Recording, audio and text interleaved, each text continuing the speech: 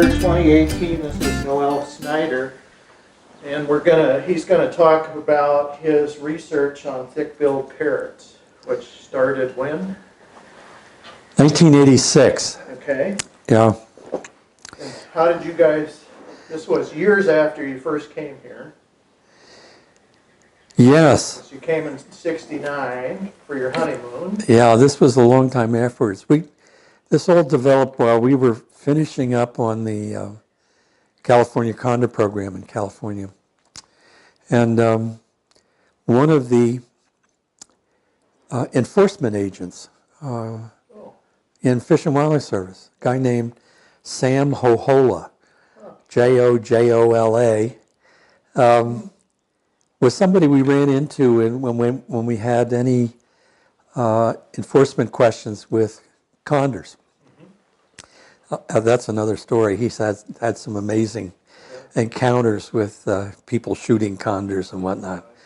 And at any rate, Sam was a good friend from California, and he was also involved in confiscating illegal parrots that were being smuggled into the U.S. Okay. Thick-billed parrots is an endangered species, and so has a special protection on it.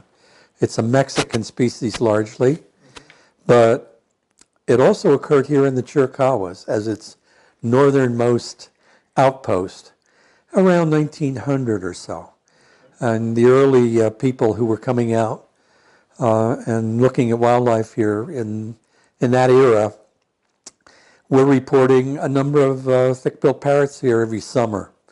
And so the Chiricahuas, though they never found any nests of thick-billed parrots here, were summer range for a small population of thick-billed parrots around the 1900s. And if you go back through the records, there's actual written records about every other year in the early 1900s.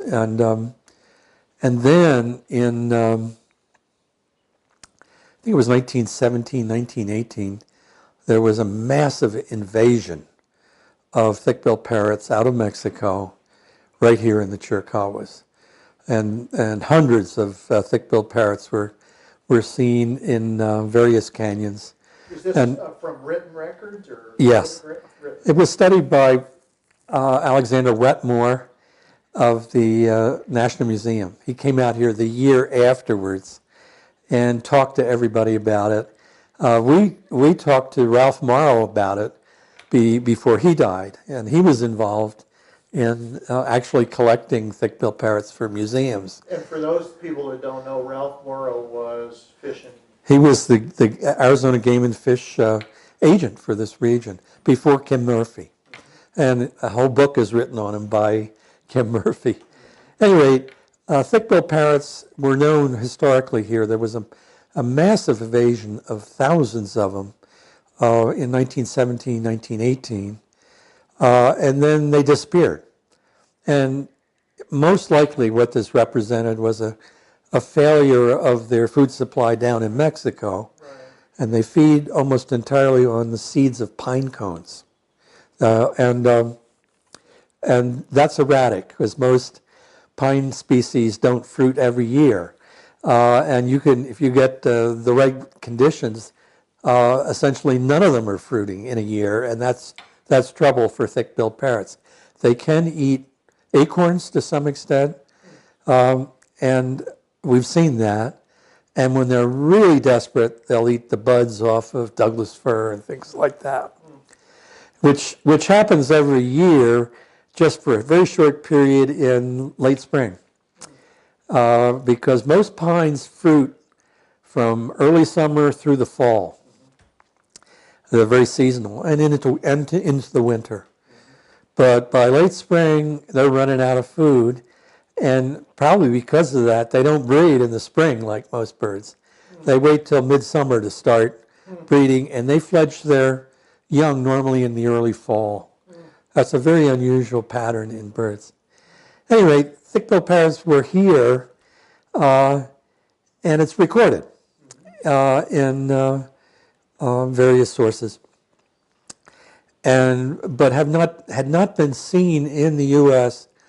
I think over in the National Monument they had a flock in the 1930s, and there was a later sighting of a flock over in the Animas Mountains in the 1960s, just a brief sighting of a few birds. And that was essentially it for the species after the early 1900s. But the question has always been out there as to whether it was a breeding population, whether they could be reestablished. The history suggests maybe they were kind of a marginal species in this area, never, except for that 1917-18 influx, never anything you'd call abundant. Any rate, Sam was out there, Sam Hohola was out there doing his job and confiscating illegal birds in the Los Angeles area and coming up with a lot of thick-billed parrots. Well, what was going on? Thick-billed parrots were being trapped for the illegal trade and being smuggled into the U.S., and there was a big market for them from aviculturists. Even though it was illegal, they were paying big bucks for thick-billed parrots. This is so I could buy one as a pet? Or Yeah, not as a pet. They wanted to own them for whatever reasons aviculturists want to own birds. Like a collector? It's like a status thing. And so there were thousands of thick-billed parrots in captivity in the 1980s. Some of these, they're all illegal. Some of them were getting confiscated by various people, including Sam Hohola. And Sam Hohola wrote a memo to his own organization, which is the Fish and Wildlife Service, which is the same organization I was working with. Only it was a different branch, obviously.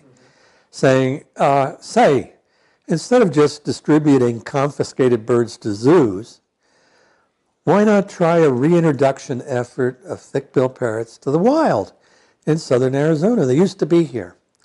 So this memo started to circulate widely through various agencies, including Arizona Game and Fish, of course.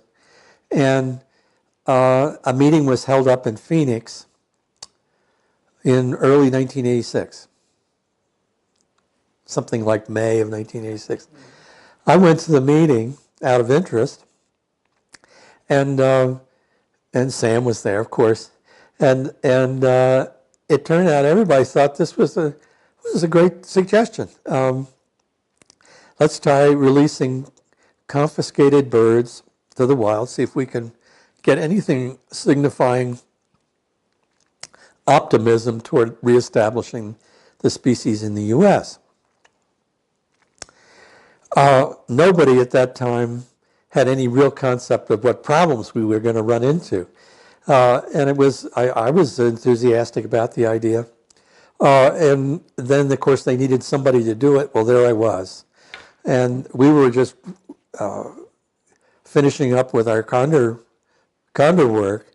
And so I became a Arizona Game and Fish employee for a while to do their parrot releases. Fish and Wildlife was a cooperator in this, but I became an employee of Arizona Game and Fish for the first year or so of this, and then I was picked up at a little bit better salary by a private organization that was interested in supporting this effort, and that organization was Wildlife Preservation Trust International out of Philadelphia. So I worked for them for a while. But this was a shoestring operation. The budget was so small, you can't believe it. And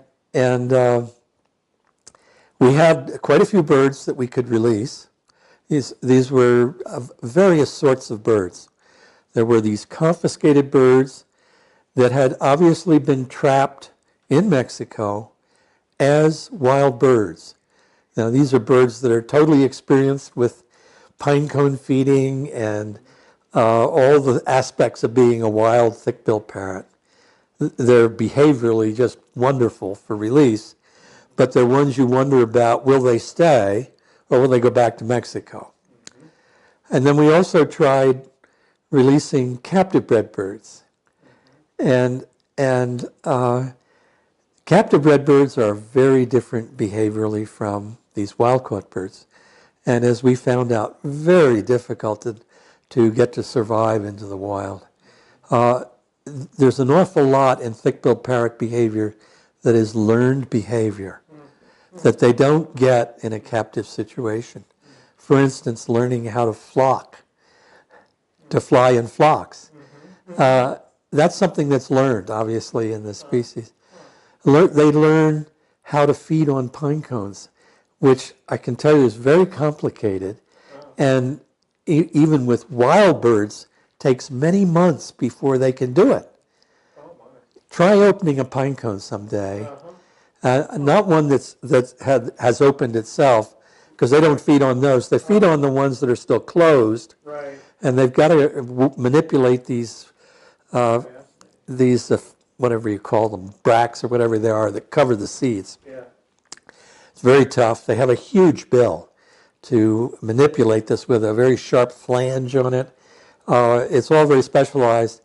And the birds have to learn how to do this by trial and error. Presumably learn it by trial and error.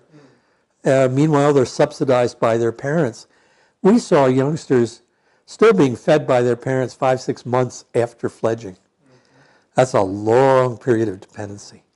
But in captivity, the birds are mostly maintained on a seed tray. Sure. So they don't learn this pine cone thing. Right. Well, if you take captive bred birds, they don't know what a pine cone is. Right. Well, I can tell you it takes a long time for them to figure out this is food and this is how you get it out of there.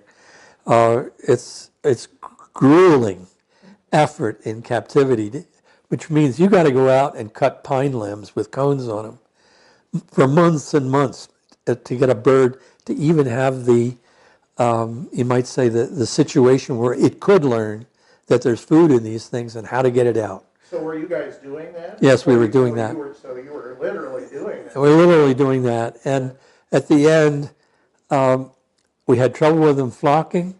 We had trouble with them having any idea what is appropriate habitat.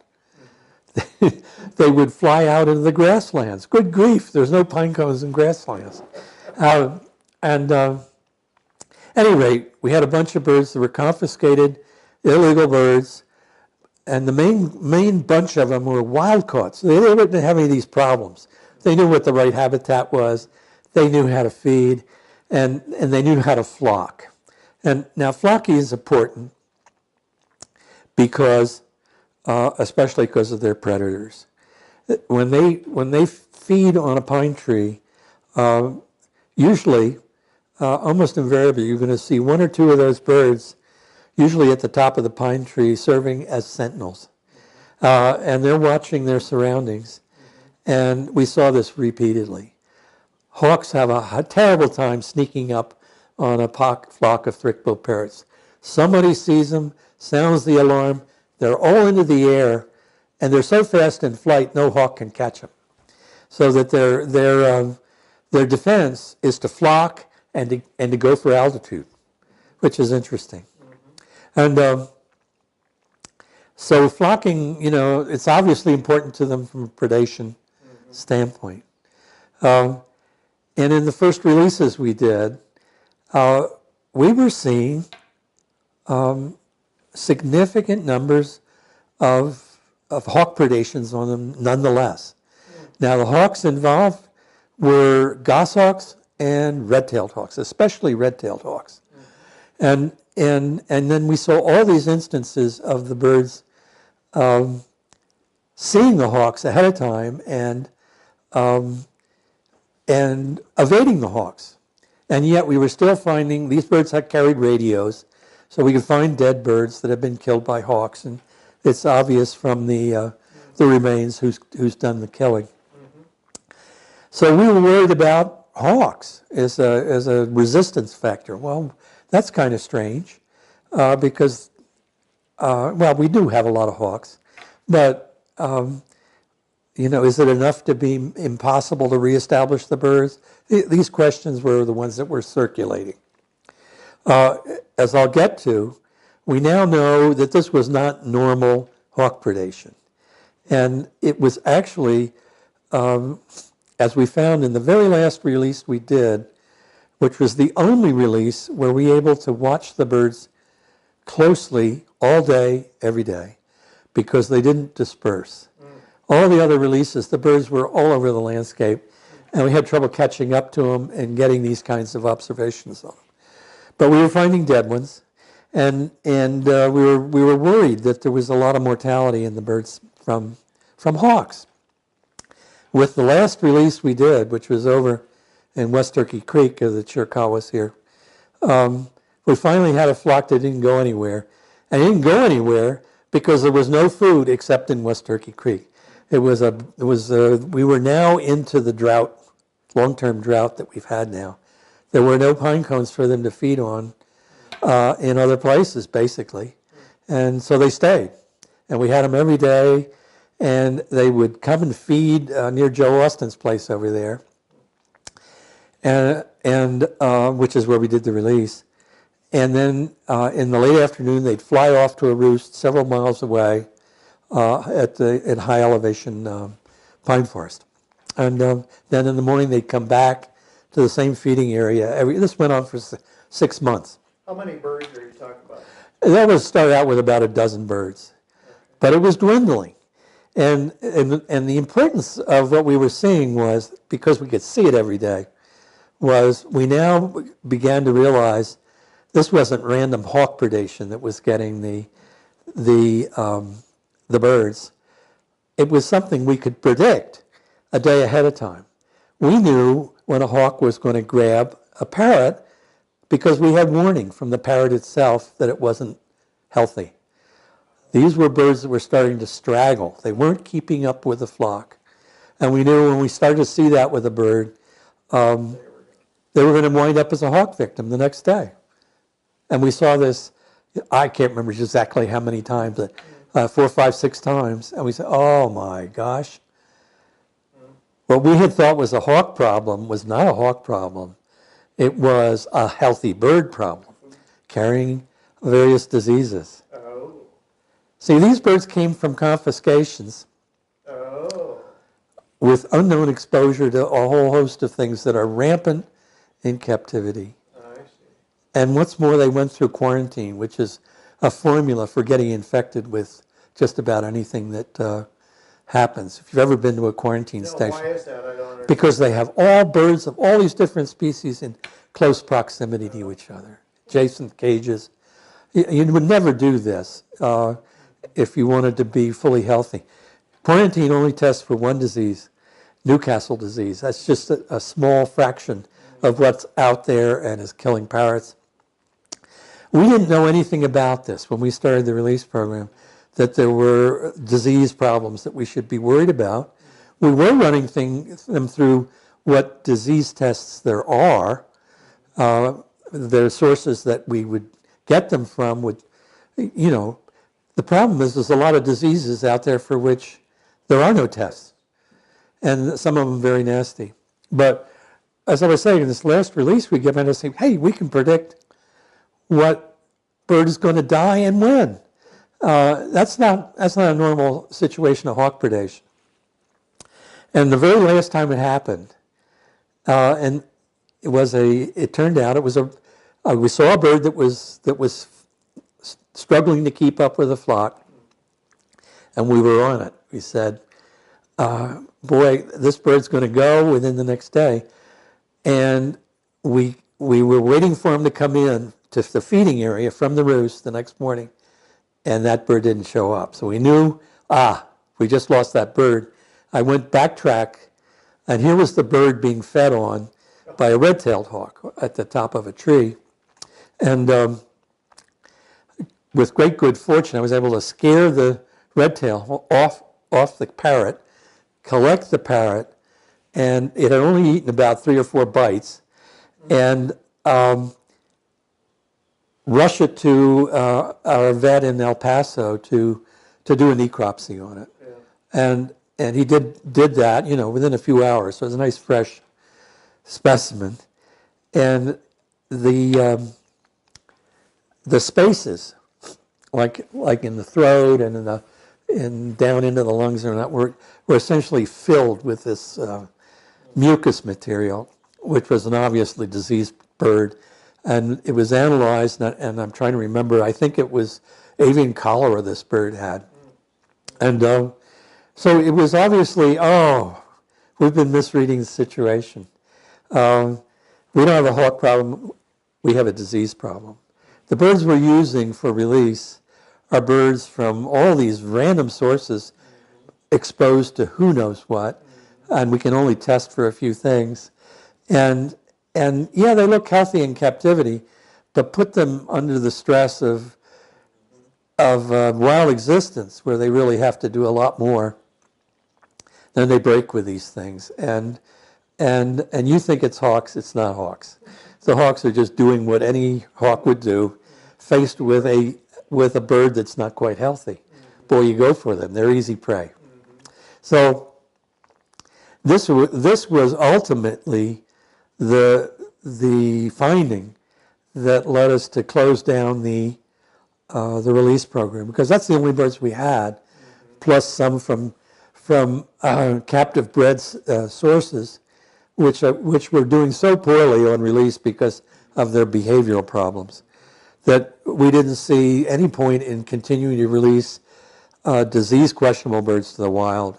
And because this is the threat not just to the parrots themselves, Right. but to everything else out there. Yeah, right. So, ethically, you're in very weak grounds proceeding with things like that. And so we closed it down in, I think it was 93. How many years did... So we had started in 86, and we had done releases to 93. And we'd had some success in the sense that, mortality was a little bit high. Now we know why. But we were getting these wild-caught birds that we released out there. Some of them were staying and breeding here in Arizona. We had, from the very first releases, which were the biggest quantitatively, we had a flock that adopted, we released them here in the Chiricahuas in Cave Creek. And they stayed here, and it was done in the fall. And we did it in the fall, among other things, because we figured they've already gone through their migration. So that they might stay, and they did. stay, yeah. And but the next spring, migration time, they left us and they went north. They went up to the Payson area on the Mogollon Rim, and we lost track of them. It took us.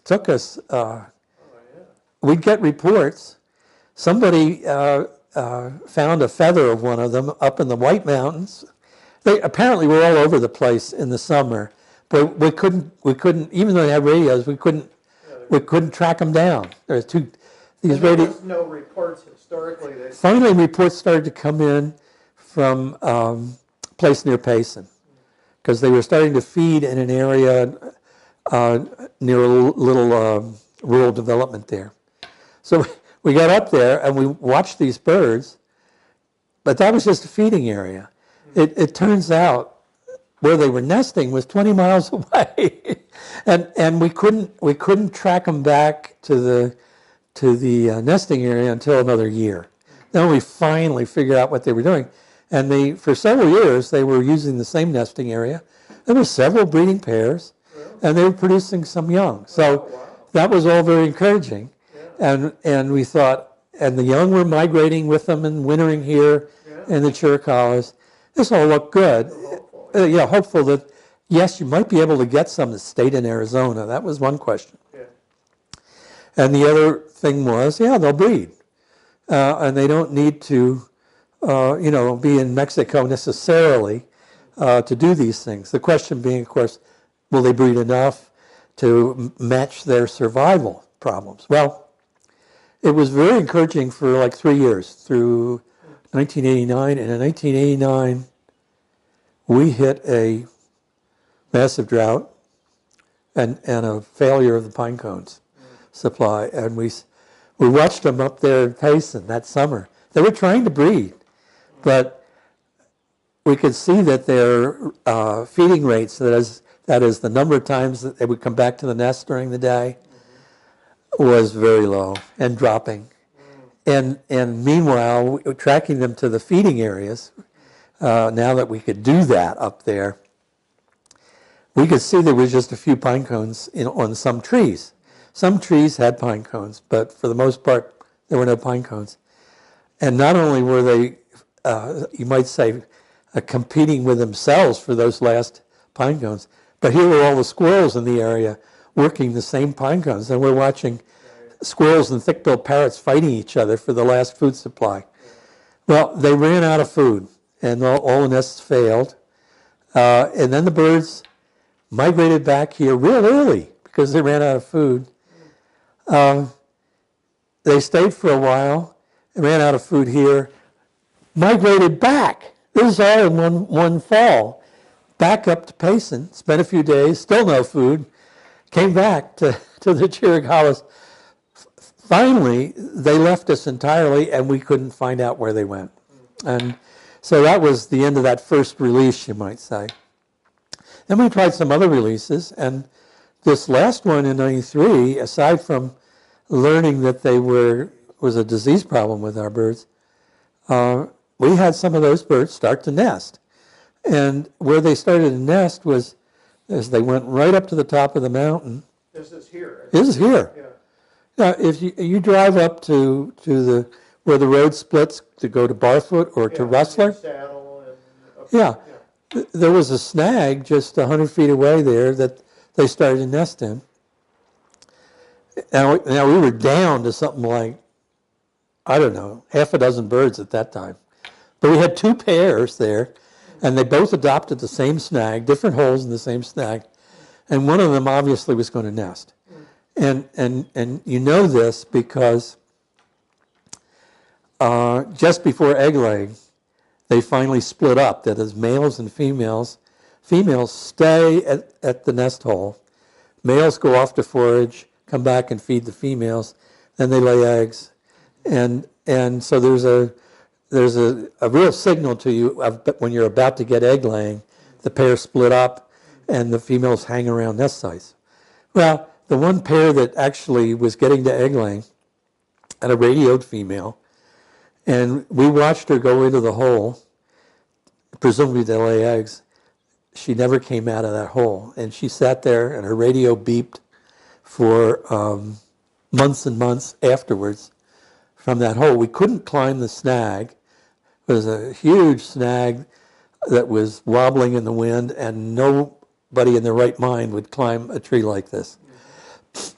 But she died, obviously, in the nest hole. And the most likely reason is she was egg-bound, which is one way birds die sometimes. After she died, the birds just left us. After that pair became defunct. But that was another case of a release leading to breeding activity in the population. So the real question became, boy, we're having trouble getting pine seeds because of the drought that's coming in here. Really poor development of cones, and plus we don't have a source of clean birds to release. If you were going to continue on with release efforts, which we could have considered doing by going to Mexico, striking some sort of deal with the Mexican wildlife authorities to move some birds up here. But remember, it's considered an endangered species in Mexico too. And by that time, we were also doing studies down in Mexico with a biologist from Monterey Tech named Ernesto Ankerlin, a great guy and a great staff. And we could see that there aren't that many thick-billed parrots in Mexico. They have apparently a fairly stable population. We know that from doing a census, I think it was in 1996 we did it, which repeated the only previous study that had been done on the species 20 years earlier. And that was a study done by Jim Shiflett over here and another chap. And we went back to, and Jim joined us for it. We went back and recensused all the areas they had censused in 1976. And we did it again in 1996. Hey, we found the same number of thick-billed parrots. All the same areas were still occupied, with maybe one or two exceptions out of a couple dozen sites. Same numbers of birds being seen. So it looked like things had sort of stabilized in Mexico. They weren't any better, but they had at least were stabilized. At any rate, at that point, we didn't have any such agreement with Mexico, and there was real questions whether we should even ask for such a thing because of the status of the bird in Mexico. And so we shifted, actually, to become helping out the Mexico project. Forgot about releases here for a while. Went down to Mexico to help Ernesto out in the work he was doing. And get some preserves for the critical nesting areas down in Mexico, which Ernesto, who eventually became the head of all preserves in Mexico, managed to do. So that the critical areas in Mexico for nesting have now been put into protected status. But that wasn't the case then. And so it didn't really make sense to continue with the releases for a while. And the real question for conservation of the bird certainly is what's happening in Mexico. And what's happening in Mexico is rather encouraging. And I should digress to that in the sense that this is where our focus should be. Yes. And as much as we'd all like to see a population here, well, we've got a climate problem right now, extended drought, and there's a question whether you want to subtract birds from a Mexico population in order to do something when the conditions aren't best here in Arizona. The real questions. Meanwhile, in Mexico, what Ernesto's group, and I went to a meeting that they held in El Paso, I think it was 3 years ago, and they were describing what they had tried and was working down in Mexico was nest box program for thick-billed parrots. And that takes a big nest box when you think about it. And we had done some nest box programs years ago with Puerto Rican parrots, and we couldn't get the parrots to take nest boxes. Thick-billed parrots just love nest boxes, as it turns out. And all the studies that they were doing down in Mexico were pointing ever more to nest sites being the principal limiting factor for the populations. When you go down to the Sierra Madres, which is their range in Mexico, you don't find a lot of preserves. There are essentially none when we were doing this. And instead, the whole Sierra Madre pine forest is under harvest for its pine trees. And there are very few places where you find old growth pine for one reason or another. One of the principal areas where we still found lots of parrots, a place called Tutuaca. It was a boundary dispute between ejidos, so they didn't know who owned the forest. They couldn't cut it until they resolved it. Meanwhile, it was old-growth forest, and it was essentially one of the last places the imperial woodpecker was occurring, and it was one of the two most important thick-billed parrot breeding areas. Still is. And otherwise, the pine forests there are on a rotation cutting. They're never clear-cut, but they go in at intervals and they cut the old trees. So that you always have a forest. It looks like a nice forest, but it's all young to medium age pine trees. You know, substantially aged mature pine trees, but you don't get a lot of cavities in anything but old growth pine forests. So there is a real shortage of cavities there. And one of the main populations for the thick-billed parrot in Mexico is one that actually nests not in pine forest, but in aspens. Aspens are very prone to cavity formation. Unfortunately, there are very few aspen groves in Mexico. And this one big aspen grove down near Madera had the second most important parrot nesting area. And now putting everything together, it looks like because it had lots of nest sites, because it had aspens. Otherwise, studying the parrot across the range in the Sierra Madres, what were they nesting in? They were nesting in the oldest possible Doug firs or pines of other sorts, which are kind of uncommon trees. You only find one here and there, and it looks like that's what limits them. When you have a less than mature forest, it could also be food supply, right? Because pine cones increase in numbers as you get older and older trees. So the question is, which is it that's limiting the thick-billed parrots to these old-growth places? Well, the population nesting in aspens sort of gives you an answer to it. What are they feeding on? Well, they're feeding on all this managed pine forest around, which has got no old trees in it. And they're doing fine because they have nest sites in the aspens. Well, to make it even better, Ernesto's crew and the people that he's collaborating with tried nest boxes on them, and they just love nest boxes. And they do better nesting in nest boxes than they do in natural trees. So if this is true, and if this holds up, they should be able to get thick-billed parrots all up and down the Sierra Madres ultimately by offering them nest sites. It looks like the pine forests are going to be adequate for them. At that point, when you really have a recovered population, and you got to worry about drought also affecting at least the northern Sierra Madres, then I think it makes sense. Let's talk about a reintroduction program. If our climate gets better, we get through this drought period, etc. But other than that, what's really important is what's happening down there, and that's rather encouraging, what's happening down there.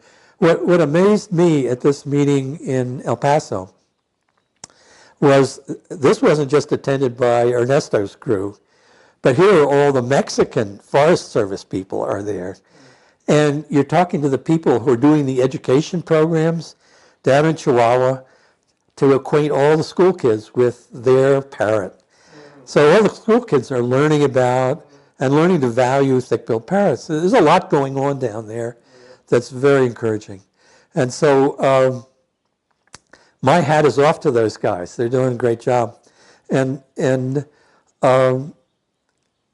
meanwhile, you know, there's always this thought, should we ever have releases again? And as much as I'd love to see them back here, and it was extremely popular when they were here, we had birders coming from all over to see the thick-billed parrots.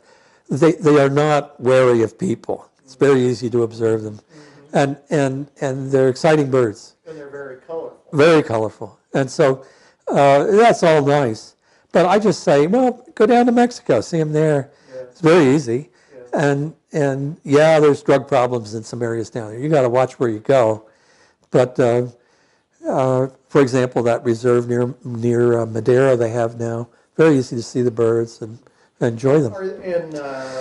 Do you know, are their numbers up? Well, their numbers. It's a tough species to count rigorously. And what you can do is go to certain areas and get a feel for just how many birds there are in a spot. But to do the whole Sierra Madres, oh my gosh, it's enormous. Yeah. And so you do some spot checks, and you see whether those numbers are holding up. That's what we did in 92nd, and they were holding up. Yeah. And it looks like about the same still now, but I'm thinking with the nest box happening, we could start to see some increases. That's the hope, that you can get these things reestablishing in a lot of areas that they've now disappeared from. And that includes the U.S., but I would say that's that's not nearly as important as what's happening down in Mexico. To your knowledge, is the thick-billed parrot the only species that there was a program to reintroduce in the Chiricahuas? Has there ever been any other? No, we've reintroduced turkeys Ah, in the Chiricahuas, as you know, with great success. This last, when was that done? When was I think it was 2003 or maybe it was 2006. We can look that up. Yeah. But Yeah. boy, it was within a year. They were released over on Joe Austin. It's just where we did the parrot release.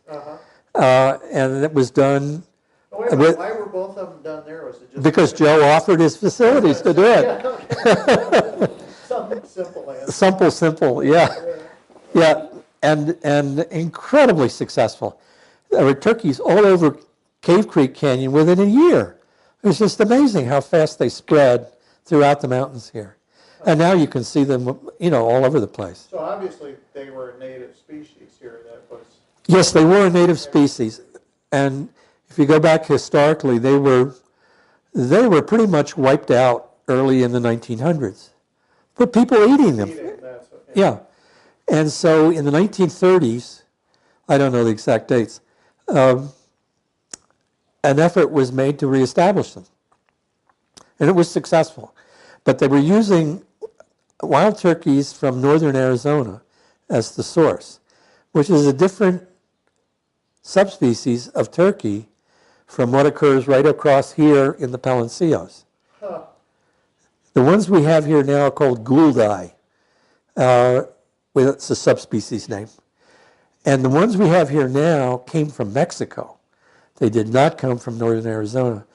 And the thought was, the release that was done in the 1930s was with a species called Merriami, a subspecies called Merriami. And the thought was, well, maybe it's got some differences from gouldai that mean it's not the best adapted to the Chiricahuas. And we used to have turkeys here when we were first coming out. You had a flock right there on the research station grounds every day. And they roosted up by our cabin up the creek. But they dwindled essentially to zero by 2000. Actually, there were still one or two turkeys over in Joe's land, but they were effectively extinct. And so a reintroduction was started, this time with what might be a better adapted turkey to whatever our local conditions are. So far, it would seem to be supportive of that kind of thinking, because they're doing so well here. You see them all over the place. Yeah. Pinery Canyon, up at Barfoot. Lots and lots of turkeys. Yeah. So, yeah, it's interesting they went extinct by the end of the by 2000 or so, or at least virtually extinct. And I don't know that the answer for exactly why they went extinct is known. In what I've read on it, what's been written on it, it's not clear exactly why they withered and died here, and after doing quite well for 60 years. But they did, and what we got now seems to be doing very well. It's good to see them back. Well, the wild turkey was extinct almost everywhere in this country. You go back to 1900, because it's too easy to shoot. And shooters learn that these things have night roosts they use over and over again. They roost up in trees. They spend the whole day on the ground, and then they fly up into trees. All you have to do is wait there and shoot them at roosts. And they're extremely vulnerable to overhunting. So you can go back and read Audubon and Wilson from the early 1800s about how rare turkeys were. They're being wiped out very, very early on by overhunting. And it's just very vulnerable species to that sort of thing. But now we have turkeys in every state, and the hunting seasons are well regulated for the most part. very successfully sustaining populations.